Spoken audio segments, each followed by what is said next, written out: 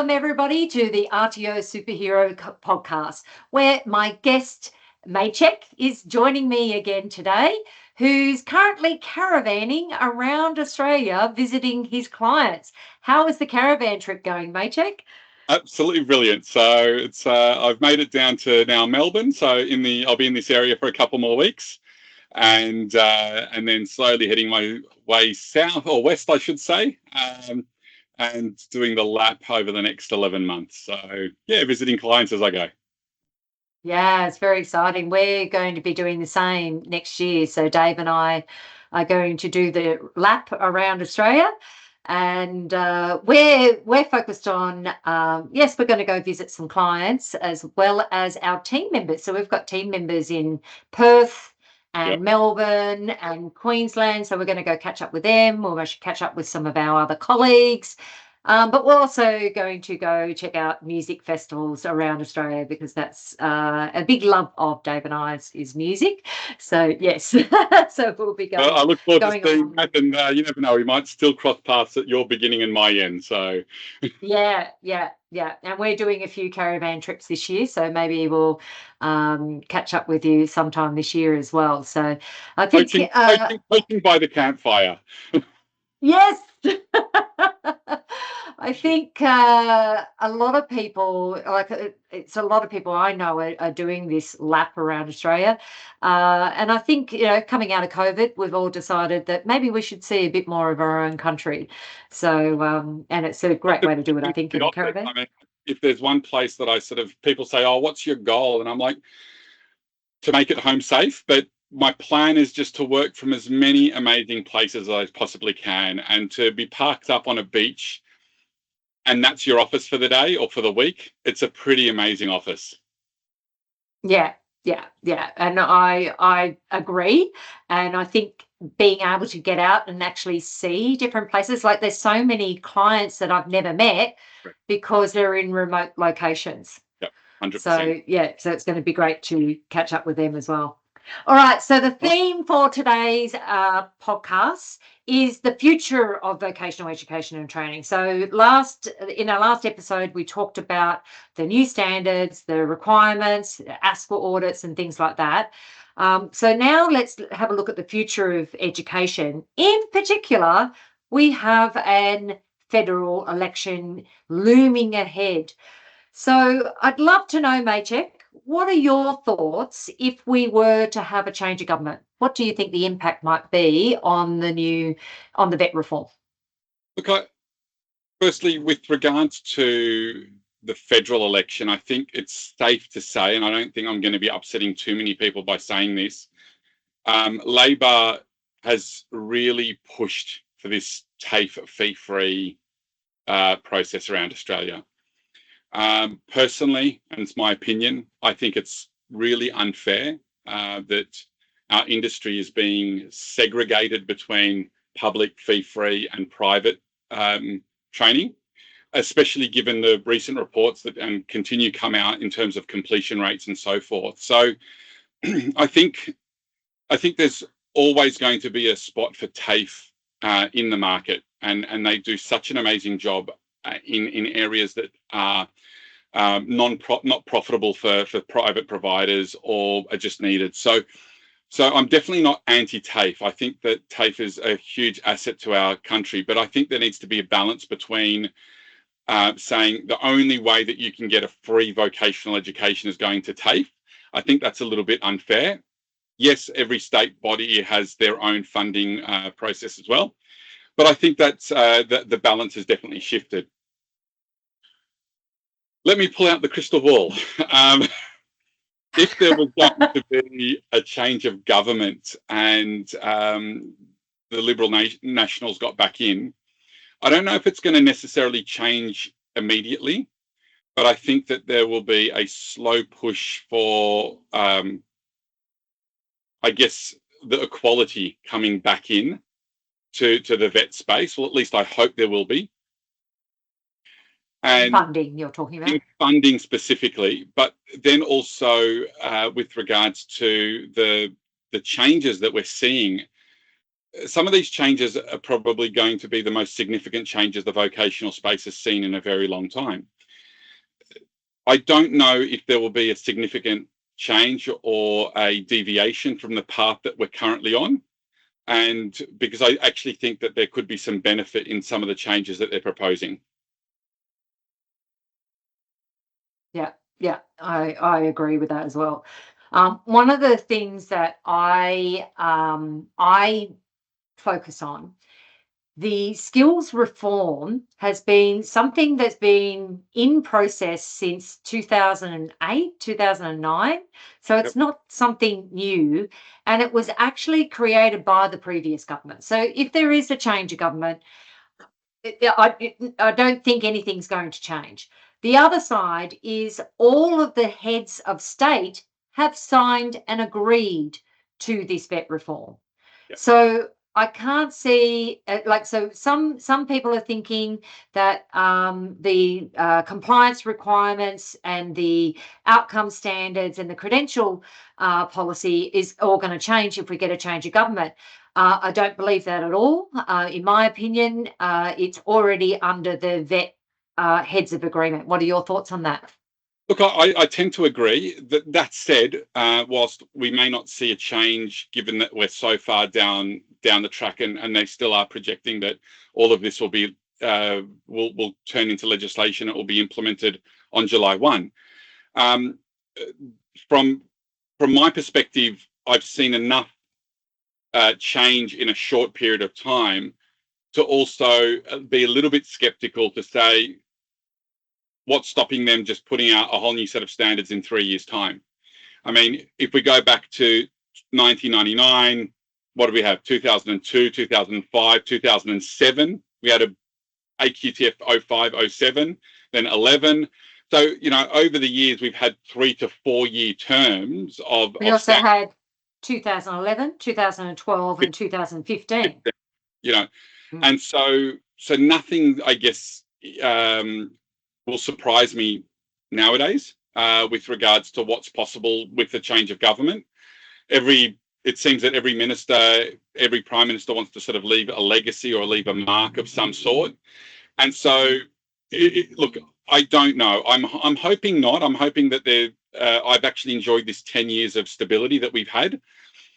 But that said, I think there's also, outside of compliance, I think the industry is a little bit, I won't use the word screwed, but maybe it is a little bit screwed in terms of how many different qualifications, training packages, units of competency, all of these different things for the same thing, working at heights in different industries. Then we've got one unit of competency that's taught across multiple sectors. So I think there needs to be a level of simplicity and a removal of this constant need to redo units of competency just for the sake of redoing it because a new version's come out.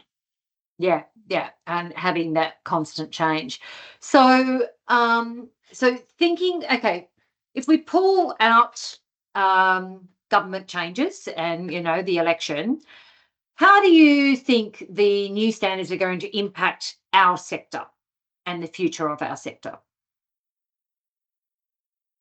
Good question. The new standards themselves, I think with any standard or with any change, we hope that ultimately it provides a positive change. Having been around now, as I said, 20 or 26 years now, I also know that anyone that wants to do the wrong thing will continue to do the wrong thing. Anyone that wants to do the right thing will often complain that doing the right thing costs too much money. And so I hope that these new standards find a balance between the regulator, most common, the biggest regulator, ASQA, having the capacity to look at the ones that are doing the wrong thing.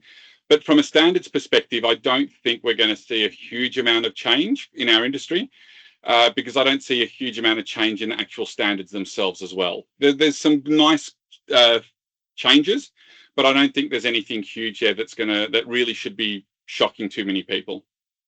So, a big component of the vet reform is around, and the whole reason why it came about is industry were stating that students weren't coming out work ready and they didn't have the current skills and knowledge, in particular when it came to technology and equipment that they needed to use in the workplace.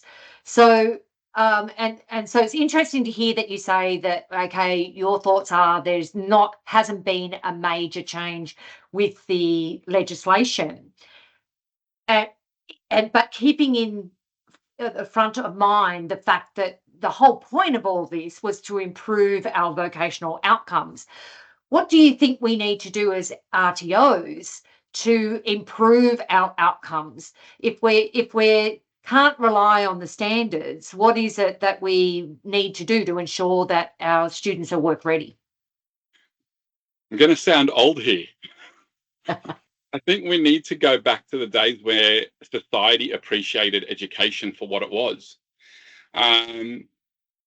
Using the most common and probably one of the biggest units of competency that we've got, first aid. Let's reflect on what first aid used to look like 20 years ago. It was a 2-day St. John's or whichever provider, a 2-day accredited course. Then it became a unit of competency and standardized, and everyone taught that one unit. And then it became almost like a fight to the fastest and the cheapest course. Yeah. Let's have a look at our TAE as a product. It's, if the moment you become expensive, you've got to have a reputation that exists in the industry for so many years for people to want to pay for that. Funding has a lot to do with our desire to have everything free or cheap. And then society as a workforce, we don't value the time that people are spending being educated as an upskilled and becoming an asset within industry.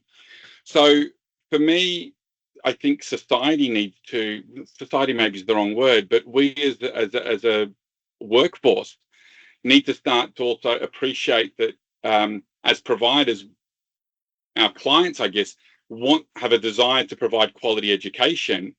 But if they're being, if the focus point is the least amount of time out of the workplace and the cheapest course, how is anyone supposed to provide quality training and assessment? Yeah. Yeah.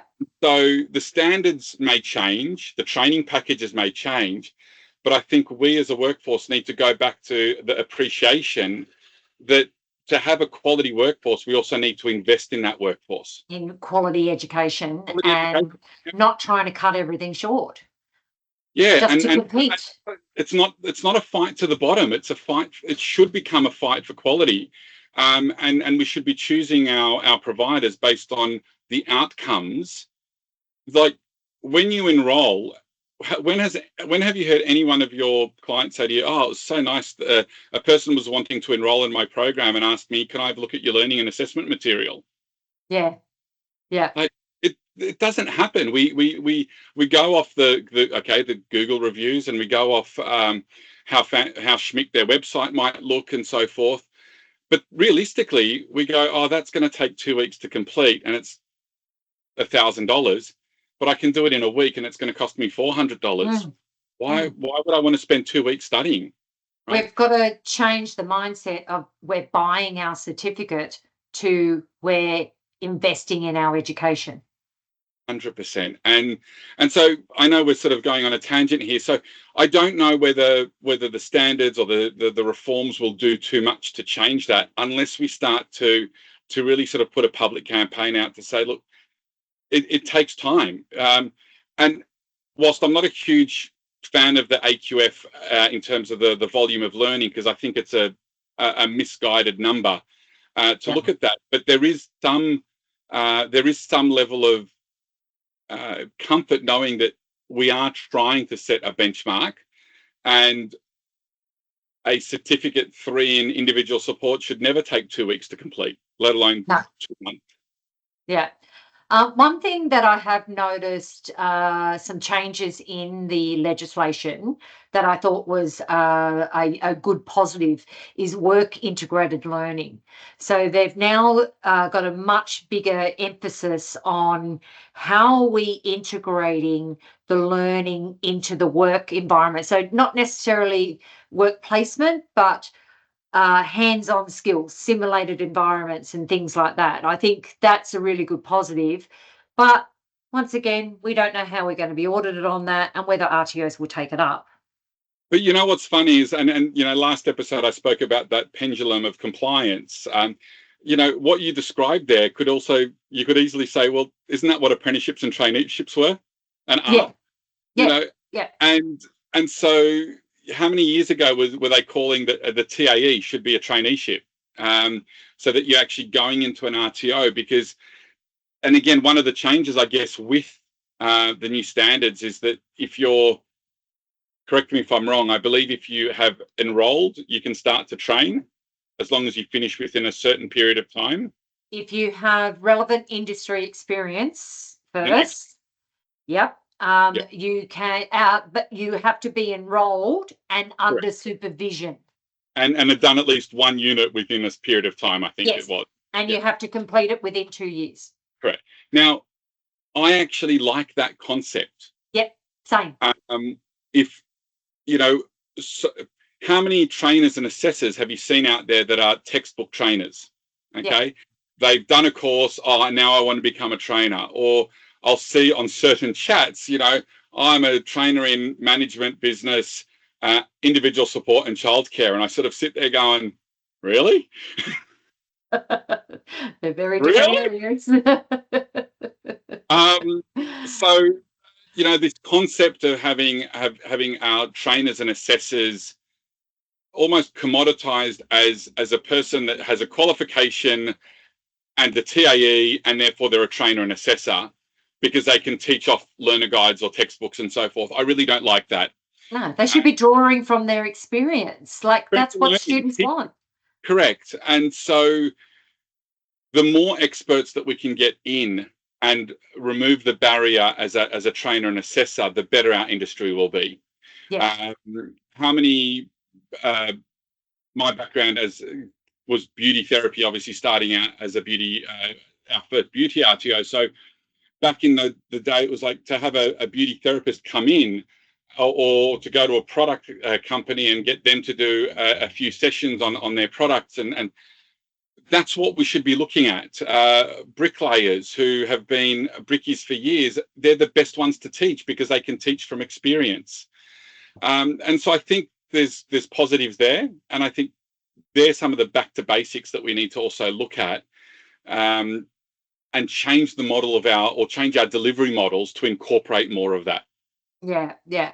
And then going back to what we were talking about in the last episode as well is government funding, and that this is where it makes it very difficult because uh, Australians in general don't value education and they don't like to pay for it. Whereas, interestingly, international students will come to Australia and pay money if they can get into Australia and get a visa. Um, but That's another episode. that's another conversation, it definitely is. But they will value coming to Australia and paying for their education. But unfortunately, from what I see, we definitely have a culture in Australia that we don't value education.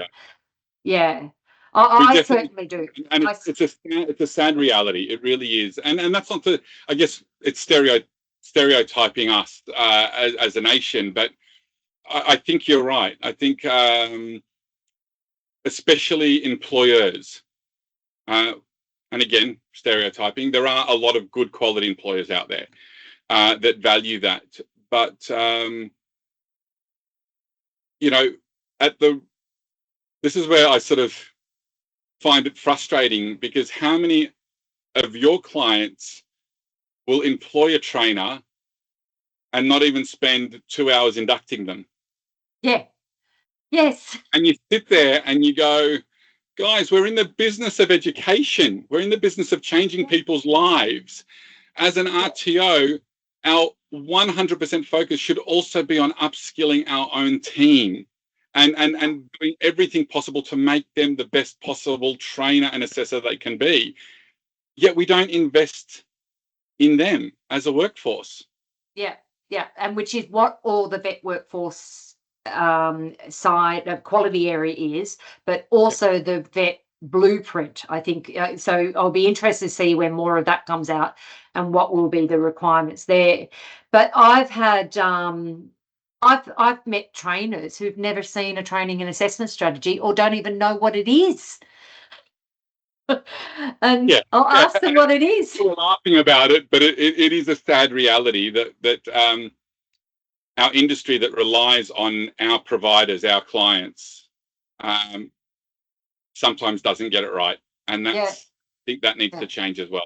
I think the Cert 4 in training and assessment should include a unit on writing your trainer's matrix and a unit on writing or unpacking a training and assessment strategy. Yeah, look, like I said, I think there's merit based on the calls for the Cert 4 in training and assessment to be in a traineeship. I think the concept now to be an expert and come in and almost be not so much a traineeship, but maybe a mentorship, where someone takes you under their wing and guides you through the process so that, you're not expected to understand the vet sector in, let's call it 2 months, 3 months. There's still providers out there doing it in 10 days. Okay. I was going to say 10, but let's go 5. Right? Like, how do we expect our industries, plural, to grow when the basis of the education, the vet sector, is as flawed as it is at the moment? Yeah, with trainers and assessors, not as I had pointed out, they don't even know what a trainer's matrix is, or like the amount of people I see in chat groups who are asking, does anybody know how to write a trainer's matrix? I'll pay you to do it for me. Yep. GPT. Yeah. And I think the core experts, right? Yes. I've actually built a bot on how to write a trainer's matrix using ChatGPT. So, it is so much easier now. But the thing is, we do, hopefully this is what will come under the vet workforce blueprint, is how we succession planning through the RTO, but also building better trainers and assessors by getting the RTOs involved as part of that continuous improvement process. So there should be I've worked as a trainer and assessor, and I think I delivered training for about 6 years before I got into the other side of running RTOs. Not once did I have anybody come in and sit on my class. Yep. Yeah, I used to do it all the time with my trainers. I'd sit in on their class and just see what the experience is like for the student and see what they're like, in particular when they first started, just so that I knew that they were delivering the way I wanted to deliver, not sitting in front of the classroom reading the textbook. And as I said in the last episode, professional development around the new standards, use the new standards as a path to say, all right, every one of the trainers and assessors has to pick out one particular criteria, present on it, explain how it's going to work and so forth. But at the same time, it's not hard with one of my clients recently, I was sort of brainstorming and I said, how hard would it be that in let's call a monthly trainer meeting, you all allocate one topic in your vocation to bring to the table for a 10, 15-minute session to upskill each other. And then on alternate months, you do that, but you pick a topic like unpacking a training package, unpacking or writing a training and assessment strategy or a matrix, or validating. We're talking about 6 months of professional development of your vocation and 6 months of vocational education and training.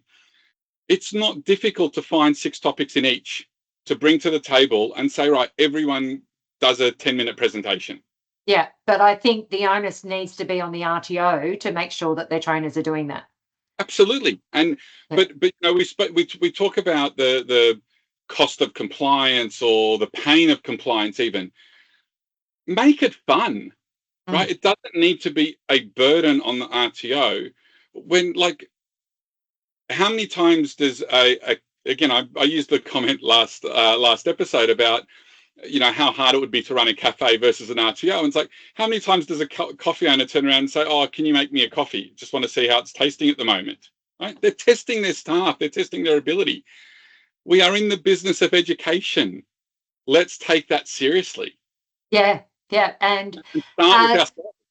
as leaders in the vet, is what are you doing to help not only your trainers and assessors, but everyone on your team when it comes to understanding the compliance requirements, and as I have said before, the culture of compliance throughout the organisation. And I'm hoping that the new vet workforce blueprint is going to be that guide and answer for RTOs, and I hope they don't see it as a burden. I hope they see it as an opportunity for improving their practices. It's also another piece of material they can use for marketing if they wanted to deliver training. Yep. But I think at the same time, we just really need to, as an industry, step up Yeah. as a and we don't need another blueprint. Like, it's great that we're working on it, but we just need to step up and also just say we are committed to doing this. And we know change takes time. We know change management is difficult. But if we start and go through and say, okay, the next time I hear someone say, "Oh, but that's not how I did it back then," or "Old mate down the road does it that way, so I'm going to do it that way," or "When I did training, it was done like this." It's like, you know what? Society has changed over the last 20 years. Our approach has changed. The way that we use technology has changed. AI, I mean, we're in an era, we're not even an era, we're in a time now where the change that we're going to see now is faster than ever that we've ever experienced. And RTOs, businesses that are not using AI for every aspect of their business, are just going to fall behind. Way behind. Yeah. How much easier is it to use AI to come up with a draft session plan that used to take us a day or a day and a half can now be done in 15 minutes? Yeah. Right? And so you then have a day that you never used to have to focus on the quality of looking after your students, or upskilling yourself, or whatever it is. Yeah, even if it's learning more about how to use AI in your work. Yeah. That's I found in the future. I found a great new, well, it's not new, it's been around for a little while, but presentations.ai, trainers should be using that. Oh my goodness. It, like, basically you could just upload your training material and it will create a whole PowerPoint presentation for you using that. We can no longer accept the excuse of I don't have time. Right? Yeah. It's I don't have knowledge. Yes. And I don't have a desire to learn and upskill myself. And this is going back to that workforce development. I mean, we are living at a time where our workforce development process and our personal development is so important. Yeah, definitely. Because things are changing so quickly. If you are not keeping up now, you're going to fall behind very quickly. Like, I've been using AI and building a chat GPT bot. Oh, I've got 3 or 4 of them now, since for 2 years, over 2 years now. And when you think about that compared to people just starting now, like, we're leaps and bounds ahead. Like, I've got bots that are totally trained in certain areas, one for RTO, one for Cricos, and then I've just got one on assessment tools. So it just makes our whole team uses it, and it's so much easier. And I also think, though, that the people that aren't creative enough or aren't committed enough to upskilling themselves, they try something, it doesn't work, and hopefully you don't mind me swearing this, but it really is shit in, shit out. Yeah. And the moment that someone sees rubbish coming out, they go, "Oh, this is rubbish," but they haven't actually taken the time to explore how amazing this opportunity is. Yeah, you can't just take the first thing that comes out of ChatGPT. Like, it does take time to train it. Like you've got to it's like training a new team member who has just come out of university, but Yeah, they don't know how to do things your way. correct. And I always call it's your dumbest, smartest intern that you'll ever have. Yes, yeah. And when we talk about the future of education, this is like I didn't have this as a topic to talk about AI, but AI definitely is the future of education, and everyone in any workforce. It doesn't matter whether you're in a vocational education or any other workforce. You need to be looking at how you can use AI to streamline, improve, save time, save money, all the problems that we've had running businesses or in our workspace, time, money, and compliance is solved by using the tech that is out there. Absolutely, and this is the crazy thing, right? Like I said, it's not time now; it's knowledge and the lack of knowledge about using it. But the amount of times at conferences over the last 2 years since really AI came to the forefront, and obviously it's been around for years, but now it's in the palm of our hand, literally. The trainers would say, "Oh, I'm concerned about my job, and AI is going to take over." And initially, I thought, no. But now I'm sort of going, you know what? With that attitude, you probably should be concerned that you'll lose your job, because the ones that are good, the trainers that are passionate about what they do with the experience, will never lose their job, because they're going to be that point between AI and the students' need for human interaction and to learn from someone, right? Yes, there's different types of learners and so forth, but as a trainer and assessor, if you are good at what you do, you will become better through this technology. Yeah, most definitely. And I compare where we are now with, I'm a bit older than you, Maciek, but when I first got into when I first got into the workforce, I had just learnt how to use WordPerfect and a computer. And I was placed into a position. It was in public service, and I was called a WP operator, and I had 12 people in front of me who filled in paper-based documents, and basically it was a printout of the letter with the missing part of the name, address, phone number, whatever it was concerning, and then they'd give it to me, and then I'd had to type it. I changed that to a form that they had to fill in, and I built macros, and I would then do merge fields and streamlined it. And in the end, all those 12 people who didn't want to learn how to use a computer all lost their job because they didn't want to take on the new technology. And I'd streamlined everything that they only needed one person to do the job of 12 because we use technology. And look, I think there's a lesson in that, even in today's society, where trainers, again, over the years, you hear so many people, "Oh, I don't have an ability to plan out my lesson," or that RTO hasn't provided me anything. As you know, you can upload a learner guide, you can have it written for you, then upload it and say, "Hey, create a 4-day session plan with these breaks, breaking it down," and then upload a PowerPoint and say, "Now develop that session plan with which PowerPoint's done, etc." And you're literally done in half an hour, 45 minutes. Yeah. And that used to take a week. And I used to appreciate that they didn't have time. Time just cannot be an excuse anymore. Not an excuse anymore. No. You've got to learn the tech. Take the time to learn the tech because it's going to save you time and possibly save your job. Yep, agree. So look, I think there's a lot happening in the vet space and the workforce space. But I definitely think that what a lot of people think, that policy might change things. I think again, as a society, we need to do a lot of reevaluation. Yeah, most definitely. And I think this nicely wraps up this episode. Is very much, I think. Everyone needs to take responsibility when it comes to developing the workforce and making sure that everyone understands what are their responsibilities within the RTO when it comes to compliance, but also when it comes to workforce readiness, what are we doing to teach our students, and how are we incorporating that work integrated learning and making sure that they are applying the skills on a number of occasions, so that we don't get to this stage again where industry is saying, well, students are coming out and they're not ready and they don't know the tech and they don't know the tools, and we need to do that.